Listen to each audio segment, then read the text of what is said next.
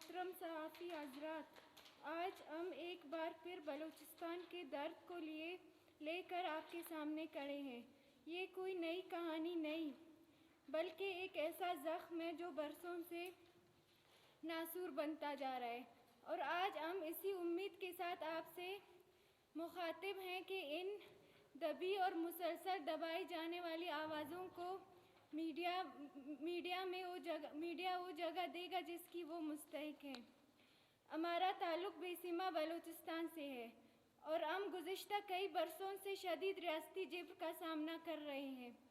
ہمارے گھروں پر بارہ سیکورٹی فورسز کی جانب سے چھاپے مارے گئے، ہمارے پیاروں کو گھر سے اٹھا کر ان کی مسخ شدہ لاشیں ویرانوں میں پھینکی گئی، اور کئی افراد آج بھی جبری گمشدگی کے اندھیرے میں گم ہیں۔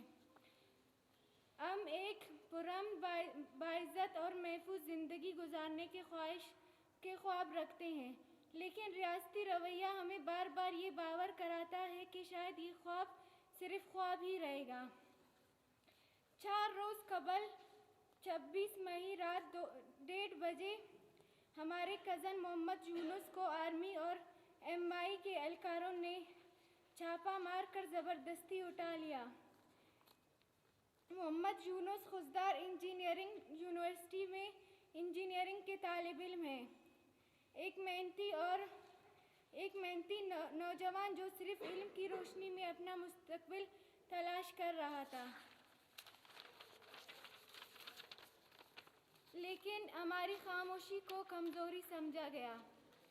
گزشتہ رات ایک بار پھر رات کے 3 بجے CTD اور سول کپڑوں میں ملبوس جو لیڈیز کانسٹیبل کے بغیر تھے، ایک بار محمد یونس کی بہن ماجبین کو بھی جبری طور پر لاپتہ کر لیا گیا۔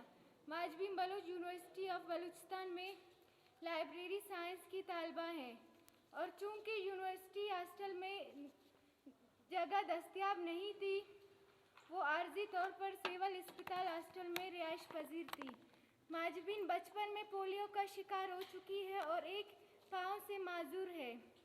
سوچیں، ایک معذور طالبہ کو رات کی تاریکی میں زبردستی اغوا کیا جاتا ہے، ایک پورے معاشرے پر کیا اثر ڈالتا ہے؟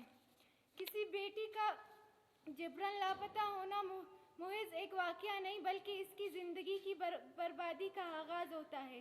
عزت، تحفظ اور زندگی کا حق، سب کچھ اس ایک ظلم سے چھین لیا جاتا ہے۔ ہم آج نہایت درد اور بے بسی کے ساتھ سوال کرتے ہیں، کیا تعلیم حاصل کرنا جرم ہے؟ کیا بلوچ ہونا جرم ہے؟ ہم ریاست، اس کے اداروں اور تمام انصاف پسند شہریوں سے پرزور مطالبہ کرتے ہیں، ہمارے پیاروں کو فوری طور پر بازیاب کروایا جائے، جبری گمشدگیوں کا سلسلہ بند کیا جائے، بلوچ طلباء، خواتین اور عام شہریوں کو جینے کا حق دیا جائے۔